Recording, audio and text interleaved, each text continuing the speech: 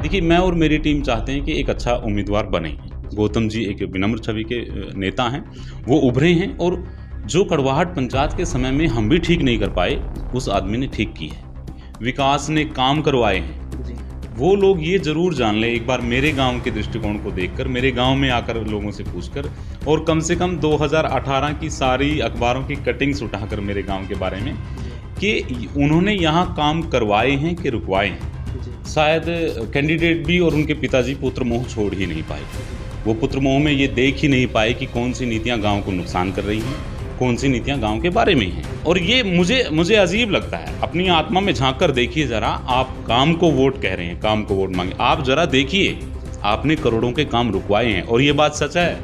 मुझे कहने की ज़रूरत नहीं है, आप लोग भी जानते हैं, कैंडिडेट ये बात जानता है कि आपने यहाँ काम बाधित किए हैं। इनको बात नहीं करनी थी, इनको काम नहीं होने देना था, इनको सिर्फ अड़ंगा अड़ाने से मतलब था, इनको सिर्फ अपनी राजनीति चमकाने से मतलब था। गांव का नुकसान हो, भाईचारे का नुकसान हो, अशांति हो, प्रतिष्ठा खत्म हो, कोई समस्या आए, इनको कोई उनसे मतलब नहीं था। अपनी मतलब ओछी राजनीति के चलते, अपनी पॉलिटिसाइज नीतियों के चलते इन लोगों ने गांव में बनाया।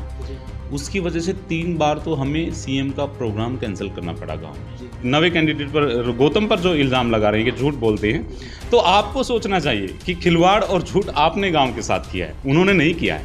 वो एक अच्छी छवि के ईमानदार और प्रतिष्ठित और विनम्र नेता हैं। हालांकि आप उससे बौखलाए हुए हैं, तब आप उस ऐसे नेता पर आरोप लगा रहे हैं। इसी तरह की अब राजनीति है 21वीं सदी की। इस तरह की राजनीति नहीं है कि आपने 10-10, 20-20 लोगों के पर्चे ही दर्ज करवा दिए। इस तरह से राजनीति नहीं चलती है। एक सही आदमी का चुनाव जरूर करें, अपनी आत्मा से ही जो आवाज़ निकले, एक सही आदमी का चुनाव करें। दूसरा ये कहूँगा कि कैंडिडेट्स को मैं कहना चाहूँगा कि कंपटीशन की राजनीति नहीं करें, नेगेटिव राजनीति नहीं करें, काम रुकवाने की राजनीति बल्कि नहीं करें, बल्कि आपको एक दूसरे को आगे बढ़ाने की राजनीति करें। तब हम हरियाणा में इस स्तर पर एक अच्छी पंचायतें जिला परिषद के स्तर पर बना सकते हैं और केंद्र सरकार तक अपनी भूमिका अदा। नमस्कार, मैं केदार शर्मा। आज हम गांव क्योड़क में पहुंचे हैं। क्योड़क कैथल ज़िले का सबसे बड़ा गांव है। ये गांव जिला परिषद के वार्ड नंबर 12 में आता है। यहाँ की राजनीति पूरे प्रदेश में गरमाई हुई है। जिला परिषद की यहाँ से 2 प्रत्याशी चुनाव मैदान में हैं। चुनावी गतिविधियाँ क्या हैं, इन पूरी गतिविधियों के लिए हम आज क्योड़क के निवर्तमान सरपंच बलकार आर्या के पास हैं। बलकार आर्या जी, इस बार चुनाव में कैसे व्यवस्था रख रहे हैं, चुनाव लड़ रहे हैं, नहीं लड़ रहे हैं, गांव का क्या राजनीतिक माहौल है, इन सभी बातों के बारे में हमारे साथ चर्चा करेंगे। बलकार जी नमस्कार। नमस्कार। हाँ जी, आपका भी बहुत बहुत धन्यवाद। सर, आप निवर्तमान सरपंच हैं, इस बार भी क्या सरपंची का चुनाव लड़ोगे? नहीं, हम इस बार सरपंच का चुनाव नहीं लड़ रहे हैं जी। और इस बार तो हम राव गौतम जी के साथ हैं। वो 12 वार्ड से जिला परिषद का चुनाव लड़ रहे हैं जी। तो पूरी फोकस हमारा, पूरी टीम का ही फोकस उनके चुनाव पर ही लगा हुआ है। जी। असल में बात क्या है कि जैसे हमारी पंचायत रही पिछले 5 सालों में, अब 2 साल और भी बीत गए हैं आगे। उस पंचायत का कार्यकाल 1 साल के बाद से ही कुछ ऐसा चला, कुछ ऐसी अटकलों में चला जी। उन लोगों की वजह से जो लोग आज काम की बात करते हैं, जी। जो कहते हैं कि काम को वोट, काम को वोट, काम को वोट। जी। अगर आप हम मुझसे पूछ ही रहे हैं तो आज मैं ये बताना चाहूँगा कि काम को वोट नहीं, बल्कि जो लोग सोचते हैं उनके इस मुद्दे से प्रभावित हैं, जो लोग इस मुद्दे को सोच रहे हैं कि विकास ने काम करवाए हैं, जी। वो लोग ये ज़रूर जान लें एक बार मेरे गांव के दृष्टिकोण को देखकर, मेरे गांव में आकर लोगों से पूछकर और कम से कम 2018 की सारी अखबारों की कटिंग्स उठाकर मेरे गांव के बारे में कि उन्होंने यहाँ काम करवाए हैं कि रुकवाए हैं। जी। मैं कहना चाहूँगा कि कम्युनिटी सेंटर का जो काम था 1.25 करोड़ 1.5 करोड़ की लागत से बनने वाला था, उनकी वजह से वो 2 साल तक रुका रहा। जी। हालांकि हम बैठकर उसका निर्णय निकाल सकते थे, उनका हल निकाल सकते थे, लेकिन उन्होंने ऐसी अटकलें लगाई कि वो 2 साल तक फंसा रहा। जी। जैसा अटकलों का माहौल अपनी इलेक्शन के चलते, जी। अपनी मतलब ओछी राजनीति के चलते, अपनी पॉलिटिसाइज नीतियों के चलते इन लोगों ने गांव में बनाया। जी। उसकी वजह से 3 बार तो हमें सीएम का प्रोग्राम कैंसिल करना पड़ा गांव में। जी। ऐसा माहौल इन लोगों ने बनाया। जी। 5.5 करोड़ की ग्रांट जो सीएम का साहब का फोन भी आया था, गलियों के लिए जो मंजूर हुई थी, जो एफडी टूटनी थी, जी। वो इनकी अतिवादिता के कारण मतलब इनका जो रवैया है, अपने आप को ही देखना, अपने आप को ही बढ़ाने को देखना, ये नहीं देखना कि आपकी अपनी नीतियों के कारण गांव का नुकसान हो रहा है। इस अतिवादिता के कारण, इस एक्सट्रीमिज्म के कारण गांव का 5.5 करोड़ से ज़्यादा का नुकसान हुआ। इनकी अटकलों के माहौल के कारण गांव से 3 करोड़ 19 लाख 3 पट्टियों का जैसे तालाब है अंदर का, आपने बाहर देखा होगा, कोटिकूट तीर पर कितना सौंदर्य से सब चीज़ें बनी हैं। 5.5 करोड़ की ग्रांट वहाँ खर्च हुई हैं, कॉरिडोर बना है, रेलिंग्स लगी हैं और स्ट्रीट लाइट लगी हैं। अब लोग वहाँ घूमने आते हैं। तो यहाँ अंदर के तालाब जो धुम्मू पट्टी, गुलाबा पट्टी, बिरबल पट्टी के तो तीन लंबा तालाब है, उसके लिए सीएम साहब से जब मांग की गई पहले साल में, उन्होंने निकासी के लिए सीवरेज दिया था 13.5 करोड़ का, और जो 3.5 करोड़ की लागत से जो गंदगी निकालने की बात थी, जो गांव की 20 साल की समस्या थी, उसके लिए दिए थे। लेकिन इन लोगों की वजह से और इन लोगों की प्रेरित की हुए लोगों की वजह से आरटीआई और सीएम विंडो के कारण वो ऐसा काम अटका कि वो पैसे इन लोगों ने वापस भेजे। मतलब उनको वो काम इतनी अड़चने पैदा की कि वो काम होने ही नहीं दिया, और 3 करोड़ 19 लाख रुपए अंदर के तालाबों का सौंदर्यकरण का पैसा गांव का वापस चला गया। मुझे नहीं लगता गांव में, कैथल के किसी गांव में ऐसा हुआ होगा कि करोड़ों रुपयों की ग्रांट वापस चली जाए, और फिर कहाँ से ये गांव ग्रांट मांगने का अधिकारी होगा जब पहले से ही 3 करोड़ 19 लाख रुपये इस गाँव से चले जाते हैं। तो जो आदमी काम को वोट की बात करता है, मुझे नहीं लगता वो सच बोल रहे हैं। वो और कैंडिडेट्स पर झूठ का इल्ज़ाम लगा रहे हैं। प्लीज़ वो अपनी आत्मा में देखकर ये सोचे कि क्या आपने सच कहा था, क्या आपको नहीं पता। मैंने अपने कार्यकाल में पहले ही साल में 3.5 करोड़ रुपये का तालाब दिया ठेके पर, मत्स्य पालन में जो जाता था वो तालाब 8 साल या 5 साल लगभग 20 लाख रुपए में जाता था। हमने उस तालाब को 8 साल के लिए 3 करोड़ रुपए में दिया, 3 करोड़ से प्लस में। तो जब आपको उसकी प्रशंसा करनी चाहिए थी, जब आपको उसकी प्रेज करनी चाहिए थी, जब आपको पूरी पंचायत की भी प्रेज करनी चाहिए थी, तब आपने विरोध शुरू किया कि सरपंच ग्रांट खा गया, कि सरपंच पैसे खा गया। जब आपको अच्छी तरह पता था, मुझे मालूम है कैंडिडेट महाशय और उनके पिताजी को भी अच्छी तरह पता है कि बलकार एक ईमानदार आदमी, उनको पता है। उसका पता होते हुए भी अपनी अतिवादिता के कारण, अपने पुत्र मोह के कारण ये लोग चंडीगढ़ तक गए। मतलब एक इतने बुजुर्ग आदमी जो मोजिज भी कहते हैं अपने आप को, वो चंडीगढ़ गए विजिलेंस में हमारी शिकायत करने को कि करोड़ों रुपए की ग्रांट खा गई, और तब मैंने लाखों खर्चे भी नहीं थे।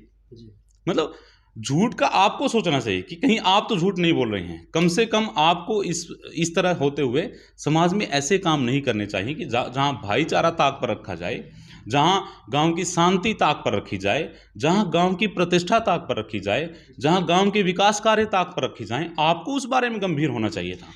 इसके पीछे कारण क्या था, क्यों ऐसा कर रहे थे? मतलब आरटीआई लगाना, काम को रोकना, विजिलेंस के पास जाना, इसके पीछे क्या मंशा था? देखिए, वैसे अब तो मुझे यही समझ में आता है कि शायद कैंडिडेट भी और उनके पिताजी पुत्र मोह छोड़ ही नहीं पाए। वो पुत्र मोह में ये देख ही नहीं पाए कि कौन सी नीतियां गांव को नुकसान कर रही हैं, कौन सी नीतियां गांव के बारे में हैं। सरपंच इतनी बड़ी बात नहीं होती है लोगों के सामने। हालांकि कुछ समस्याएं अगर रही हैं तो लोगों ने बैठकर पंचायत में निपटाई हैं, ठीक है, वो भी पंचायत में थे, लेकिन पंचायत में भी उन्होंने कोई जिम्मेदारी भरा काम नहीं किया। पंचायत से भी गैर जिम्मेदाराना उनके रवैये रहे हैं। तो ऐसी कोई समस्या नहीं थी को जो मतलब पंचायत में बैठकर हल नहीं की जा सके, उन्होंने वो रास्ता कभी अपनाया ही नहीं है। मतलब ये लेकर कि आप अखबारों में जाएं और वो करें, ये वीडियो कॉन्फ्रेंसिंग करें, इल्ज़ाम लगाएं अपने ही गांव पर, अपने ही पंचायत पर, हालांकि आपकी पंचायत है। अगर हाँ बात में दम हो तो भी ठीक है, आपकी बात में कोई दम हो, कोई आरोप आज तक साबित कर पाए तो भी ठीक है। आज तक कोई आरोप भी साबित नहीं कर पाए, तो आप वहां तब सोचना चाहिए था कि आप अपने पुत्र मोह को लेकर कि अपने बेटे को बढ़ाना है, बस उसकी राजनीति का सवाल है बस, तो गांव की प्रेस्टीज पर दांव पर है, गांव की शांति भी दांव पर है, गांव के विकास कार्य जो सबसे बड़ी बात है, गांव के विकास कार्य भी दांव पर है। हमारे 3 साल जो बाद के थे, ग्राम पंचायत की ओर काम ही नहीं कर पाई, उसको सीएम विंडो, आरटीआई के और समस्याओं के जवाब ही देने में लगी रही, केस ही लड़ने में लगी रही। तो आपको सोचना चाहिए था कि ऐसा पॉजिटिव काम नहीं है, बल्कि अगर आप उन कार्यों में मदद करते तो आपका प्रेस्टीज उसमें बढ़ता, आपकी राजनीति भी उसमें बढ़ती। तो आपको ये सोचना चाहिए था कि अब झूठ जो कैंडिडेट पर आप नवे कैंडिडेट पर, गौतम पर जो इल्ज़ाम लगा रहे हैं कि झूठ बोलते हैं, तो आपको सोचना चाहिए कि खिलवाड़ और झूठ आपने गांव के साथ किया है, उन्होंने नहीं किया है। वो एक अच्छी छवि के ईमानदार और प्रतिष्ठित और विनम्र नेता हैं, हालांकि आप उससे बौखलाए हुए हैं, तब आप उस ऐसे नेता पर आरोप लगा रहे हैं। क्योड़क को सीएम ने गोद लिया हुआ है, तो यहाँ पर काम भी बहुत हुए हैं, तो उन कामों को आपने किस तरीके से किया, क्या क्या काम हुए गांव में? देखिए, हाँ, यहाँ वेटनरी यूनिवर्सिटी का रीजनल सेंटर आया है, राव सुरेंद्र जी ने वहाँ कोशिश की थी, तो वो आया है, जो हरियाणा में 1-2 ही रीजनल सेंटर हैं। तो ये आदरणीय सीएम साहब का एक बड़ा कदम था। जो मल्या तालाब हम बोलते हैं, जो सबसे बड़ा तालाब है और वो आदर्श तालाब भी है सारे हरियाणा में, लगभग 32 एकड़ में फैला हुआ, वो उसको जो कोटिकूट तीर्थ के रूप में सुसज्जित किया गया, वो एक बड़ा काम है। सीवरेज, हालांकि सीवरेज रहा, सारी गलियां फटी, जिनकी वजह से बवाल मचाते हैं, उन्हीं फटी हुई गलियों के कारण पंचायत के प्रयास से 5 करोड़ रुपया आना था, सीएम साहब के कारण आना था, लेकिन इनकी अटकलों के चलते हुए, इनके ये जो शिकायतों का माहौल के चलते हुए, जो गांव में जो ये अशांति का माहौल बनाया इन्होंने, तो उसके चलते हुए वो पैसा नहीं आ पाया। तो सीएम साहब ने हालांकि कोई कमी नहीं छोड़ी, जो गांव में काम थे, लगभग पंचायत से अलग भी जो डिपार्टमेंटल काम थे, उसमें भी 50-60 करोड़ रुपए के काम हुए हैं, बड़े बड़े काम हुए हैं। जैसे फिरनी बनी है, यूनिवर्सिटी का काम शुरू हुआ, यूनिवर्सिटी बन रही है, ये कोटिकोट तीर्थ बना है, सीवरेज डला है, बड़े काम हुए हैं। ग्राम पंचायत कोडन में हमने जैसे तालाब दिया, उसके पैसे से भी, और जो पैसा आचार्य फंड से आया उसमें, ये पहली बार था कि ग्राम पंचायत क्योड़क ने अपने गांव में 40 से ज़्यादा गमियां बनाई हैं, खेत के कच्चे रास्ते पक्के किए हैं। सीएम साहब ने मुझे बुलाया था, मुझसे सलाह ली कि क्या होना चाहिए किसानों के लिए। मैंने कहा, सीएम साहब, लोग नेट हाउसेज लगा रहे हैं, नई तरह की खेती चाहते हैं लोग। प्रधानमंत्री जी ने एक योजना चलाई थी, तब अटल बिहारी जी ने, प्रधानमंत्री ग्राम सड़क योजना। तो मैंने कहा कि सीएम साहब, आप क्यों नहीं मुख्यमंत्री खेत सड़क योजना चला दें, इससे किसानों को बहुत लाभ होगा, क्योंकि वो बहुत से किसान डेरों में रहते हैं, बहुत से किसान अपनी नई खेती करना चाहते हैं, जैसे सब्जी वगैरह खेती करना चाहते हैं। तो उसको मुझे सीएम साहब ने उठवाया, उस मीटिंग में सबसे तालियां बजवाई और वो लिखवाया अपने वरिष्ठ से कहकर, ये कार्यक्रम लिखो। और उसके लगभग 1 साल के अंदर अंदर इस जो मुख्यमंत्री खेत मार्ग योजना की उन्होंने घोषणा की थी, उसके अनुसार ही, हाँ, हर हलके को 3-3 किलोमीटर पक्के रास्ते मिले थे खेत के। तो जब हमारी पंचायत इतनी अग्रणी थी, तो वो काम करना जो चाहती थी, जब हमारा दृष्टिकोण था, उस दृष्टिकोण से ही हमने काम किए थे। 40 रास्ते खेत के पक्के किए, शायद हरियाणा में किसी ही गांव में इतने रास्ते पक्के हुए हों जितने हमारे गांव में हुए थे। तो पंचायत ने अब मोटिवेटेड होकर, हमारी आमदनी पहले साल में, मेरी आमदनी 10-12 लाख रुपए थी, मैंने पहले ही साल में अपनी आमदनी तालाब देकर और दुकानें बनाकर अपनी आमदनी को 50 लाख तक बढ़ाया था। ये भी शायद हरियाणा में रेवेन्यू का पहला ही उदाहरण हो। तो हम पॉजिटिवली काम कर रहे थे, लेकिन शायद इनको वो काम रास नहीं आए, और शायद हमारी प्रतिष्ठा भी बढ़ती हुई इनको रास नहीं आई, और वो पुत्र मोह के कारण अपने बेटे को बढ़ाने के लिए, मतलब हमारे अच्छे काम को भी खराब बताते गए। और हम ये सोचते गए कि नहीं, वो शायद उम्र दराज हैं, मेरे साथ यूथ की टीम थी, मैंने चाहा भी है यही कि शांति रहे और नुकसान ना हो, और कोई किसी तरह का दबाव ज़बरदस्ती ना हो, इस करके हमने भी थोड़ी शांति बरती। लेकिन मुझे वैसे अजीब लगा कि इस आदमी को इस तरह से पेश नहीं आना चाहिए था अपने गांव के लिए, जबकि उनकी उम्र बहुत वैसी थी कि वो गांव का सम्मान उनको करना चाहिए था, गांव में शांति का ख्याल रखना चाहिए था। जो काम उनकी वजह से रुक रहे हैं, उनको ख्याल रखना चाहिए था कि आपकी वजह से बहुत काम रुक रहे हैं गांव में, और वो गांव का नुकसान है सच में ही।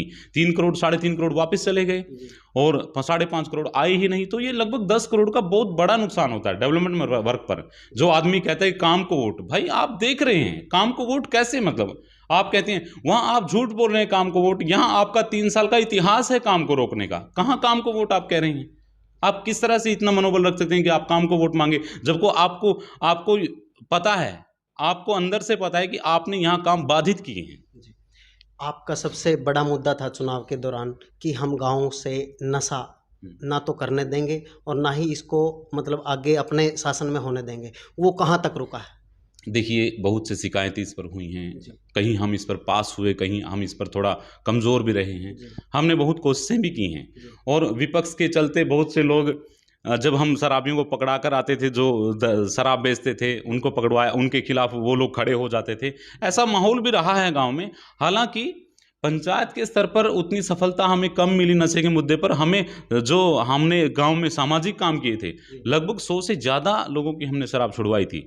8-9 लड़के जो प्रभावित थे स्मैक से, वो लगभग स्मैक छोड़ गए थे और हमारा कैंपेन लगातार चल ही रहा था। आज भी मेरा पंचायत में ठेकों को लेकर केस चल रहा है, 7 साल से चल रहा है और हम उम्मीद करते हैं हम उसमें विजयी होंगे और यहाँ से क्योड़क से ठेका हटेगा। देखिए, शराब का जो मुद्दा है वो एक लंबी प्रोसेस है।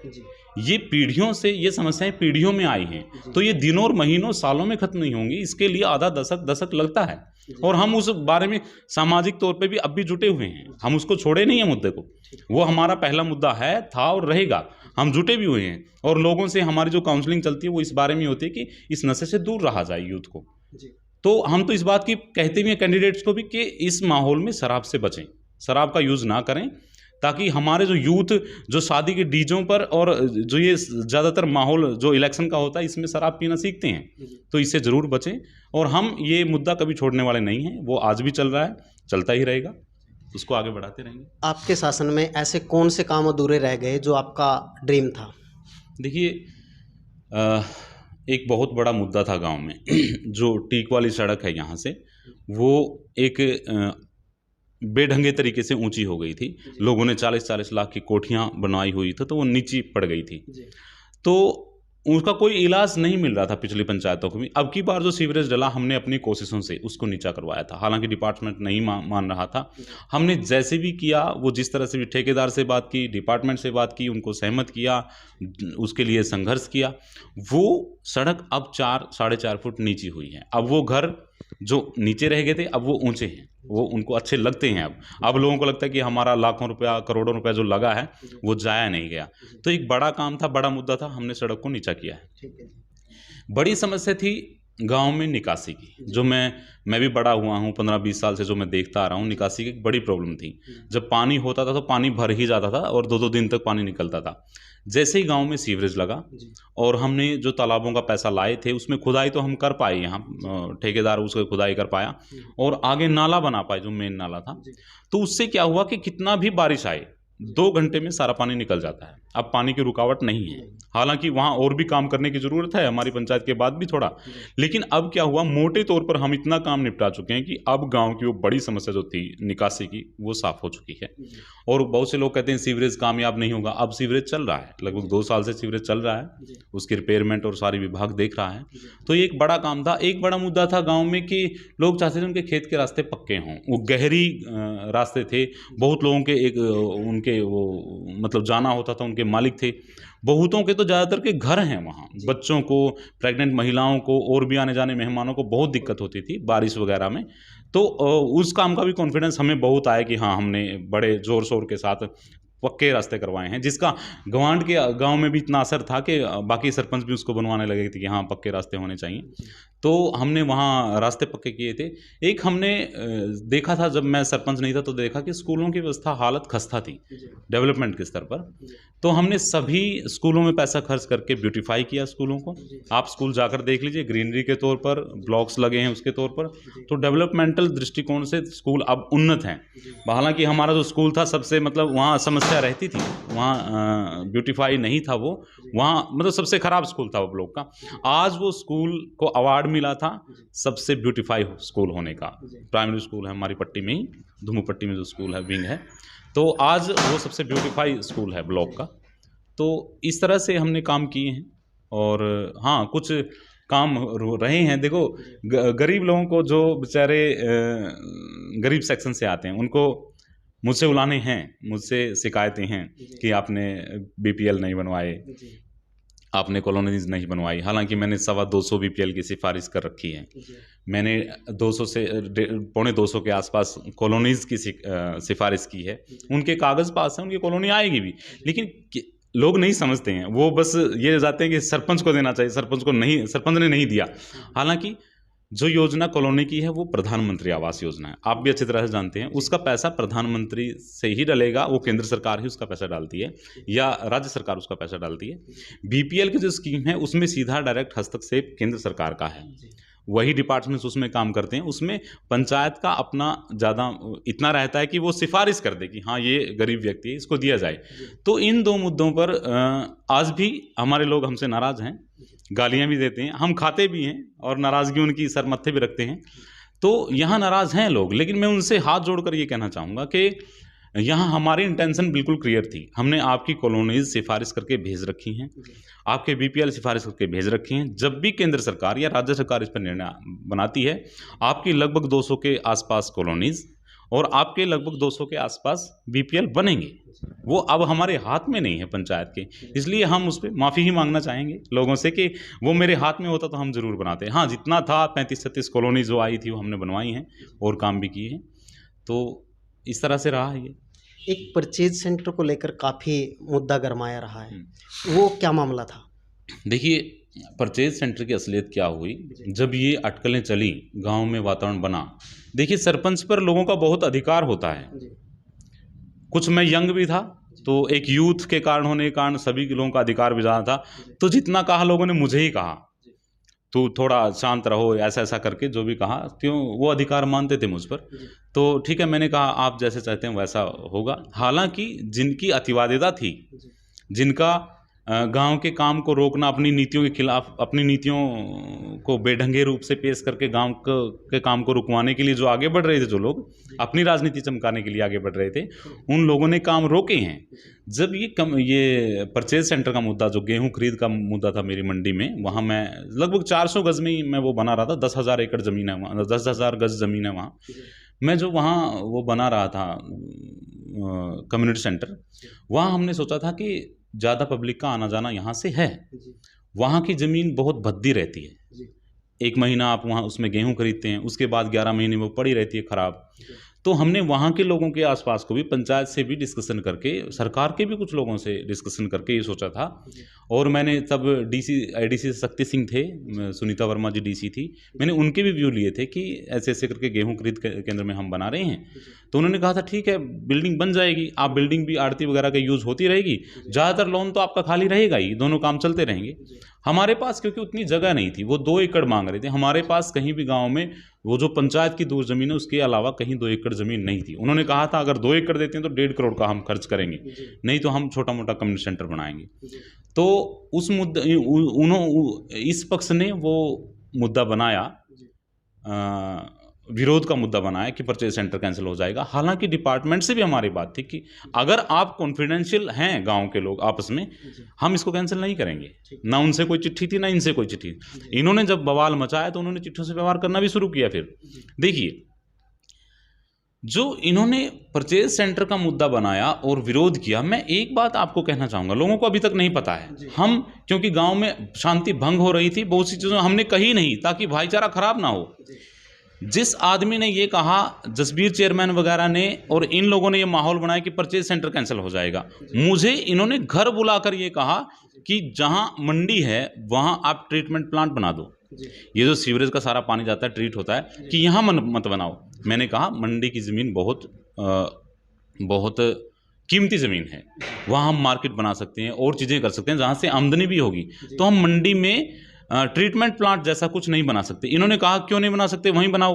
मैं ये कहना चाहता हूँ इनको भी, जो कहते हैं और कैंडिडेट्स पर झूठ का आरोप लगाते हैं, भाई आप मुझे कह रहे थे कि परचेज सेंटर की जगह आप ट्रीटमेंट प्लांट बना दो, तब आपको नहीं लगता था कि परचेज सेंटर कैंसिल होगा? अगर आप अब कह रहे हैं कि गेहूं खरीद केंद्र बंद हो जाएगा, क्या तब आपको नहीं लगता था कि गेहूं खरीद केंद्र बंद हो जाएगा, ट्रीटमेंट प्लांट बना दो, ट्रीटमेंट प्लांट यहाँ बना दो? तो इनको ये सोचना चाहिए था कि सारी नीतियां आपके अनुसार नहीं चलती हैं। आप जैसे आपके हिसाब से जब बात ठीक होती है तो आप बोलते हैं, जब आपके हिसाब से बात ठीक नहीं होती है तो आप विरोध करते हैं। ये नहीं चलता है। आपको अपनी नीतियां स्पष्ट रखनी होती हैं कि आप गांव के हित में हैं कि अहित में हैं। जब आपको इस बात से लगाव है कि परचेज सेंटर ना कैंसिल हो, तो मुझे ये भी कहने की जरूरत नहीं थी कि यहाँ ट्रीटमेंट प्लांट बना दो। तो आपको तब भी सोचना चाहिए था कि ट्रीटमेंट प्लांट अगर बनाते तो भी परचेज सेंटर कैंसिल होगा या उस पर कोई आफतें आएंगी। और ना आपने इस जब मैं सेंटर बना रहा था, कम्युनिटी सेंटर, तब आपने बात की कि ऐसा तो नहीं है कि हमारा परचेज सेंटर कैंसिल हो जाए। इन्होंने बात नहीं की, ये सीधी शिकायतों पर पहुंच गए। हालांकि वो मुद्दे निपटे भी, लोग बैठे भी, हमने सारे गांव में सहमति करके वो मुद्दे आगे चलाए भी, कहीं कोई दिक्कत नहीं थी। लेकिन इनको बात नहीं करती थी, इनको काम नहीं होने देना था, इनको सिर्फ अड़ंगा नाने से मतलब था, इनको सिर्फ अपनी राजनीति चमकाने से मतलब था। गांव का नुकसान हो, भाईचारे का नुकसान हो, अशांति हो, प्रतिष्ठा खत्म हो, कोई समस्या आए, इनको कोई उनसे मतलब नहीं था। तो एक तरह का अतिवादिता गांव को यहाँ देखने में मिली है गांव को। और ये मुझे अजीब लगता है। अपनी आत्मा में झांक कर देखिए जरा, आप काम को वोट कह रहे हैं, काम को वोट मांगे, आप जरा देखिए आपने करोड़ों के काम रुकवाए हैं, और ये बात सच है, मुझे कहने की जरूरत नहीं है, आप लोग भी जानते हैं, कैंडिडेट ये बात जानता है कि आपने यहाँ काम बाधित किए हैं।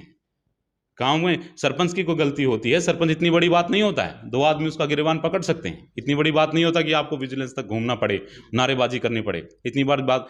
हालांकि पता नहीं आपकी राजनीति डरपोक किस्म पर चलती है, आपके अंदर विश्वास होता नहीं है कि लोग आपका साथ देंगे, आपके अंदर विश्वास होता ही नहीं है कि लोग आपकी बात मान लेंगे, पता नहीं आपके अंदर ये विश्वास ही नहीं होता है कि आपको विरोध किए बिना उसका बात का नतीजा ही नहीं मिलता है। तो ये एक अच्छा तरीका नहीं था, इसका गांव को बहुत बड़ा नुकसान हुआ। आप 5 साल सरपंच रहे, हर तरह का दुख सुख अड़चने विकास कार्य आप लोगों के सामने आए। अब आप जो काम अधूरे बचे हैं उनको करवाने के लिए आप राजनीति से पीछे हट रहे हो, या आप सरपंची का चुनाव लड़ रहे हो, ऐसे में ये गांव का विकास कैसे होगा? वैसे देखिए, अगर आप ये चाहते हैं तो देखिए, सरपंची करने से कहीं ज़्यादा अच्छा है सरपंचों को मदद करना।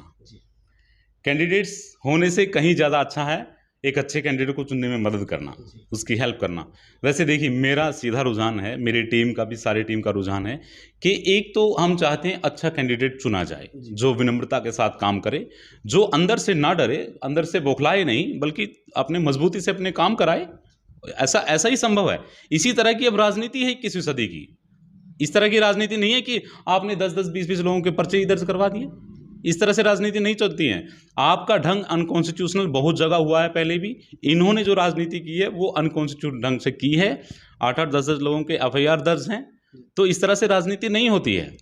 इनके कार्यकाल में 3-4 साल से समस्याएं ही आ रही हैं लगातार। आज वहाँ झगड़ा है, आज वहाँ झगड़ा है, आज वहाँ डिपार्टमेंट के साथ झगड़ा हो रहा है। ये बल्कि काम नहीं करवा रहे, बल्कि आवेश भर रहे हैं लोगों में। ऐसी राजनीति नहीं होती है। दूसरा मैं जो सोच रहा हूँ, देखिए, मैं और मेरी टीम चाहते हैं कि एक अच्छा उम्मीदवार बने। गौतम जी एक विनम्र छवि के नेता हैं, वो उभरे हैं, और जो कड़वाहट पंचायत के समय में हम भी ठीक नहीं कर पाए, उस आदमी ने ठीक की है, ये मानना पड़ेगा। उस आदमी ने 12 के 12 गांव में भाईचारे का एक संदेश दिया है, ये भी मानना पड़ेगा।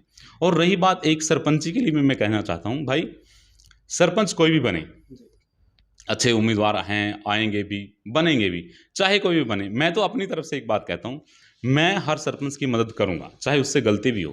देखिए, सरपंच इतना बहुत बड़ा पद नहीं होता, उसके पास इतनी बहुत बड़ी पावर्स नहीं होती हैं कि उसने पता नहीं क्या बदल दिया, तो उसके खिलाफ मैं तो कभी लड़ने वाला नहीं हूँ। चाहे जेन्युइनली उससे कोई समस्या आए, तब भी मैं उसकी मदद ही करूंगा। मुझे नहीं लगता कि कोई उम्मीदवार, कोई आदमी जो राजनीति करना चाहता है, जिला परिषद के स्तर पर, विधायक के स्तर पर, उस तरफ आगे बढ़ना, आप सोचते हैं हम राजनीति करना चाहते हैं, कोई भी आदमी आगे बढ़ सकता है अपने सरपंच के सहयोग के बिना, अपनी पंचायत को सहयोग किए बिना।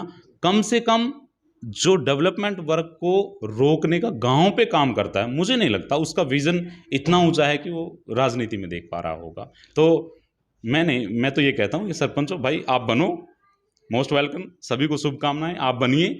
हम एक ही चुनाव में गौतम जी के साथ हैं, उसमें जुटे रहेंगे, बड़ी हमने वो लगा लिया है। तो आप अपना इलेक्शन लड़िए, हेल्दी होने के साथ लड़िए, जो बनेगा हम उसके साथ हैं, हर रूप में सहयोग करेंगे। आप इस समय प्रत्याशी नहीं है किसी भी पद के लिए, लेकिन उसके बावजूद भी आपने सरपंची की है, इसके नाते से आप पे एक ओहदा है और ये टैग जो है वो ताउमर रहेगा। तो इस लिहाज से आप क्या संदेश देना चाहोगे? इस समय पूरे प्रदेश में चुनावी माहौल है अपने साथियों। देखिए, मैं तो सभी वार्ड के लिए जो भी उम्मीदवार लड़ रहे हैं उनको भी और जनता को भी ये कहना चाहूँगा कि अपनी आत्मा की सुननी चाहिए। कई बार हो सकता है आपको लगे कि वो ठीक है, एक कैंडिडेट ने कि मेरा काम भी कर दिया है, यहाँ हो सकता है, लेकिन कुछ काम ऐसे होते हैं, एक काम कर दिया और दूसरे की नीति ही ऐसी होती है कि आपको दुख पहुंचाए। वो समाज में इस तरह का बिखराव पैदा कर देती है, इस तरह की कड़वाहट पैदा कर देती है कि उसका आपके पास उपाय ही नहीं होता। तो एक तो मैं चाहूँगा एक सही आदमी का चुनाव जरूर करें, अपनी आत्मा से ही जो आवाज़ निकले, एक सही आदमी का चुनाव करें। दूसरा ये कहूँगा कि कैंडिडेट्स को मैं कहना चाहूँगा कि कंपटीशन की राजनीति नहीं करें। नेगेटिव राजनीति नहीं करें, काम रुकवाने की राजनीति बल्कि नहीं करें, बल्कि आपको एक दूसरे को आगे बढ़ाने की राजनीति करें। तब हम हरियाणा में इस स्तर पर एक अच्छी पंचायतें जिला परिषद स्तर पर बना सकते हैं और केंद्र सरकार तक अपनी भूमिका अदा। खेल मैदान की काफ़ी खस्ता हालत थी, आपने उसमें क्या सुधार किया? देखिए, खेल के बारे में अगर बात करें तो स्टेडियम की और खिलाड़ियों की सबसे बड़ी जो समस्या थी वो थी चारदीवारी नहीं थी स्टेडियम की, और काफ़ी मतलब स्टेडियम समतल नहीं था, बीच में पीछे उसमें खड्डे थे, तो बहुत दिक्कतें वहाँ थी। तो सबसे बड़ा जो एक मुद्दा था दीवार का, मैंने बहुत संघर्ष किया उसके लिए, सीएम साहब से भी उसमें मिले, सरकार के लोगों से भी, तो उसमें एक बड़ी ग्रांट के साथ हमने वो चारदीवारी बनवाई है। उसके बाद जो स्टेडियम था उसको समतल करवाया गोड़ी लगवाकर, और अब आज अगर देखें तो आप एक समतल और एक अच्छा ग्राउंड स्टेडियम हमारे पास है। बल्कि अधिकारियों ने ये कहा था कि खानपुर को केंद्रीय स्टेडियम बनाया हुआ है तो क्योड़क को करना चाहिए। हमने इतना ब्यूटीफाई किया था, इतना वो घोड़ी लगाकर इतना साफ किया था, खिलाड़ियों को बहुत मदद मिला। और मैं ये कहना चाहूँगा कि हमारी पंचायत ने जो ये 2016 से अब तक का हमारा पीरियड था, खिलाड़ियों के लिए यदि वो क्रिकेट के खिलाड़ी आए अपनी किट मांगने के लिए, उनको 2-2 बार दिलवाई। यदि वो वॉलीबॉल के खिलाड़ी आए उनको 2-2 बार दिलवाई। अगर कोई प्लेयर अपने कॉस्ट्यूम्स के लिए आ गया उनको कॉस्ट्यूम दिलवाए। अगर प्लेयर आ गए कि हमें ग्राउंड में ये ज़रूरत है, मतलब खिलाड़ियों को और स्टेडियम को किसी भी चीज़ को हमने कोई कमी नहीं आने दी। हाँ, हो सकता है एक आध चीज़ नहीं करवा पाए हों या कोई रह गई हो कुछ टेक्निकल चीज़ों के चलते हुए, लेकिन मुझे पूरा भरोसा और पूरा उत्साह है इस बात को बताते हुए कि खिलाड़ियों पर और खेल स्टेडियम पर हमारा बहुत फोकस रहा। इतना कि किसी भी पंचायत से 5 गुना ज़्यादा हमने खेल और खिलाड़ियों पर खर्च किया है जी। तो हमारे साथ आज सरपंच बलकार आर्या जी जुड़े थे, जिन्होंने हमें एक अच्छा संदेश दिया है कि आप भाईचारे की राजनीति करें, प्रदेश का विकास करें, गांव का विकास करें, सरकार तक अपनी मांग को पहुंचाएं, अच्छे ढंग से पहुंचाएं। नमस्कार।